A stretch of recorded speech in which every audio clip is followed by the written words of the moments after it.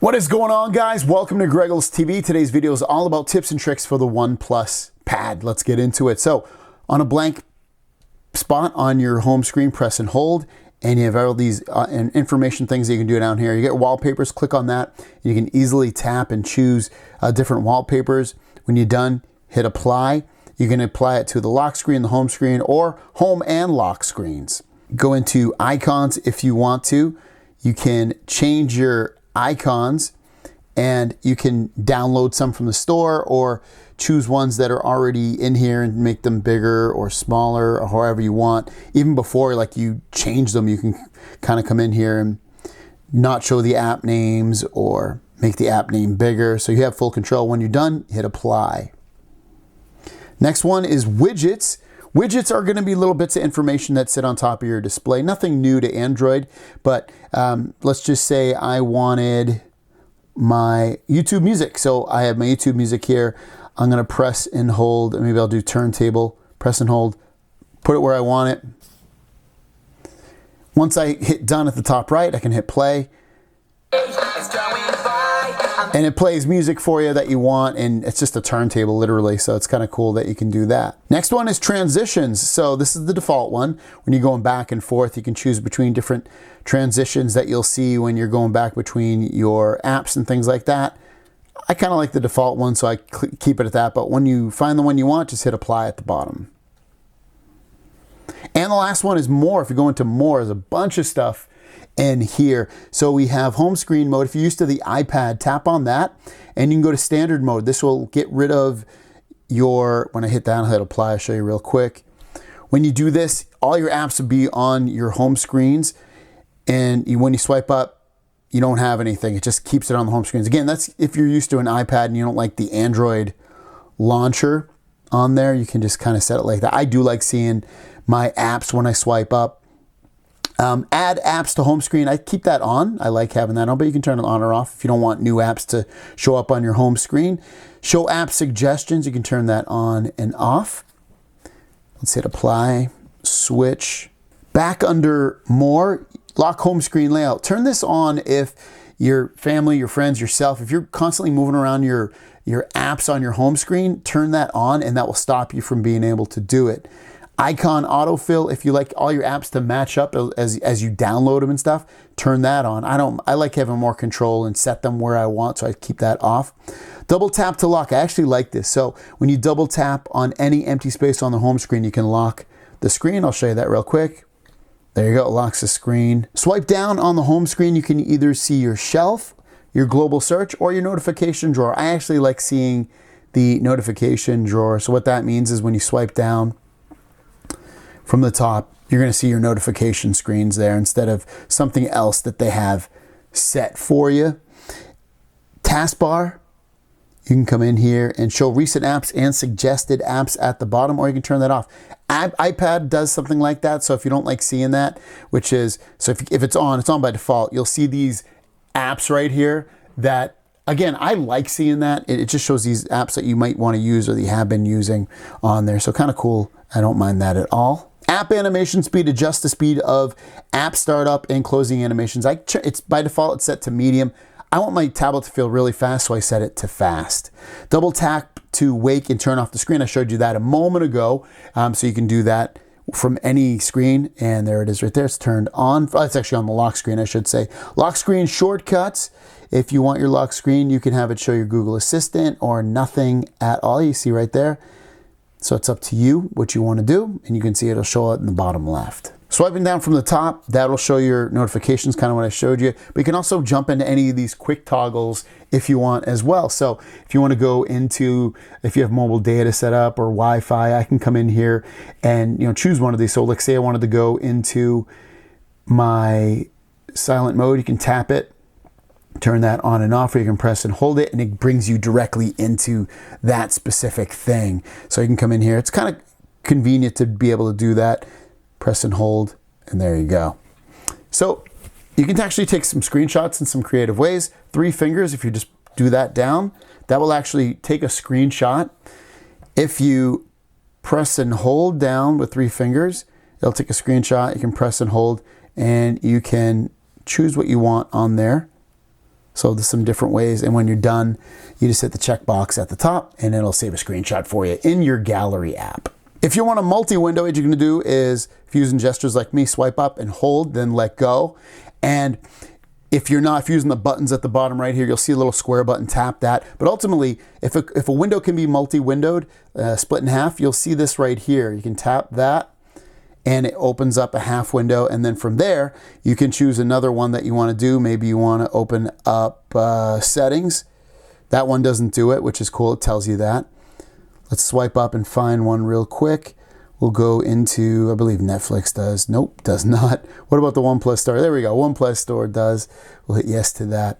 So you can multi-window right here and make this bigger, make it smaller, drag it all the way over and it gets rid of it, which is cool.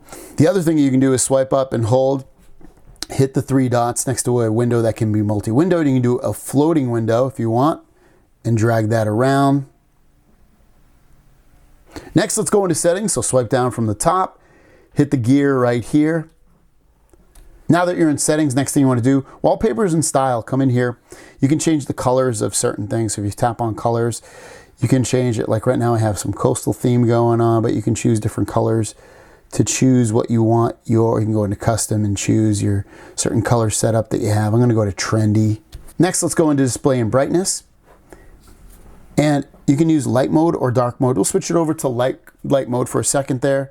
And then you see dark mode. Under dark mode, you'll see scheduled. You can actually set a schedule for this if you turn it on and off. Sunrise to sunset's probably the easiest thing. Basically, turn your screen black or dark mode. And then when the sun comes up, it'll turn it back to light mode. Or you can choose something custom if you want. Here's how you can control your brightness. You can also change it right here if you want. But if you want to turn off auto brightness, this is where you're going to do that. So that way you can adjust the screen brightness as you see fit. If you like a more natural tone color, you can come on this and just turn that on right there. If you want to make your font bigger, come in here, very easily do that. Just tap, and this has actually changed the fonts as well. When you're done, hit apply. You can also change the display size. It's currently set to standard, but you can make it small if you want so that you can see more of the display. Image sharpener, so if you want video enhancement, you can turn that on, so your videos will look sharper. Same thing with video color boost. If you want it to be more boost, turn that on or off. Auto rotate, turn that on or off. That's when you kind of move it like this. Auto screen off, change it to 2 minutes. It's a really good time and it's not too much. Adaptive sleep. This adaptive sleep requires the camera permission for normal use. Your personal information will not be collected when you use this. Hit agree. So basically, this will keep track of your eyes and keep the screen on or off then. By default, this screen refresh rate should be set to high, but if it's not, change it to high. You'll get a much better 144 Hertz refresh rate on your display. Next, go into password and security. Set yourself a lock screen password if you haven't already. Once you do that, you can use a numeric, an alphanumeric, or a pattern. I like using the patterns. Also, you can turn on, since this doesn't have a fingerprint sensor or anything, you can turn on face unlock, and it can unlock your face with this, and it makes it, I like it. You can also use it for when you lock an app, or you use your private safe, or you enter your home screen after, or you can turn it on so it enters your home screen after unlocking. I would definitely turn that on. You can brighten your screen and dim light so it works better. You can require or not require your eyes to be open. Next, go under battery. And there's some things in here. So wise charging.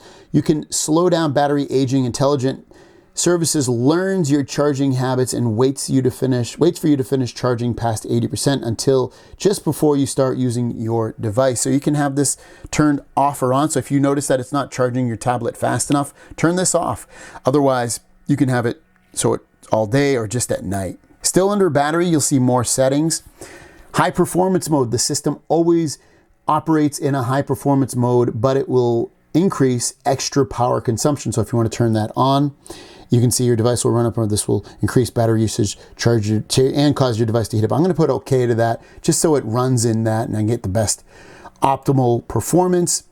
Optimize battery usage. You can come in here and tell certain apps to not optimize or ask or whatever you want in terms of it using battery life. If you're having issues with notifications, with getting a notification on an app, I would definitely come in there and make sure that it's probably set to don't optimize. While we're under battery, you'll see show battery level and status bar. If you don't like seeing your battery percentage in the top right, you can turn that on and off.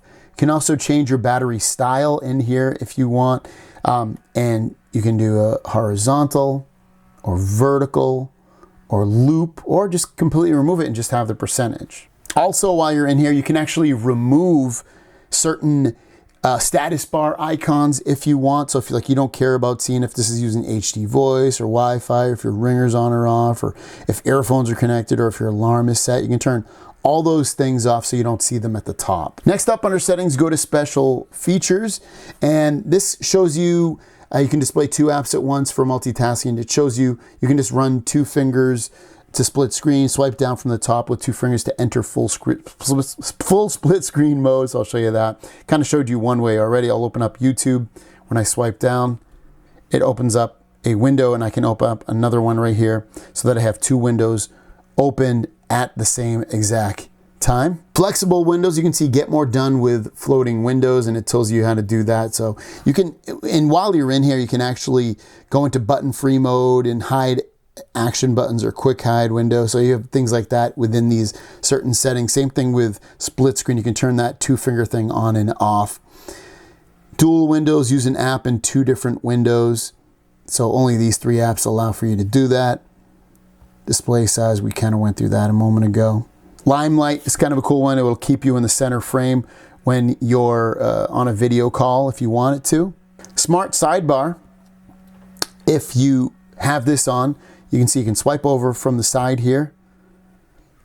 If you swipe over from the side, you can see certain apps. You can hit edit if you want and add more apps, like maybe I want my maps to be over there, and maybe I want YouTube to be over there. So from wherever I am, oops, hopefully that took, wherever I am, I can just tap on it and go right to YouTube no matter where I am. I don't have to be in a certain place in order to get to it. Also under smart sidebar, you can have it auto hide, or you can have it so it never hides. It's up to you. Additional settings under settings, if this is going to be where you can change the gestures if you want, or notification, or the buttons, I should say. So this is what the buttons look like. They're at the bottom right. You can press this to bring you recent apps. Home will bring you home, and then that's your back button. You can also switch where the buttons are if you want them on the left or the right or the center. You can also switch the back buttons around. So you can see it's on the right, and then I can push it over to the left if I want. If you use the gestures, you can hide the gesture bar completely if you want, so you don't see it, but you still have it, but it just won't show that little line, so I don't need that. Switch to the previous app. You can swipe inward from the left or right side of the screen, then hold to switch to the previous app. You can turn that on or off. How much, when you're going back on the left or the right, how much you have to actually swipe up or not. You can make it more sensitive or less sensitive. Go to About Device if you want to go into, see if you have a update of any sort, and you can download it. This is also going to show you your specs. You can see I have the 128 gig version, and it shows the processor, screen size, battery, RAM, and the cameras. When you're looking at your recent apps, you can close all by clicking that button right there. If you want to open your camera really quick, double press the power button, and that will bring up your camera. There you go. There you guys go. That is the tips and tricks for the OnePlus Pad. Thanks for watching. Have a great day. If you want to pick this up, it's linked down below, and we'll see you down the road. Peace.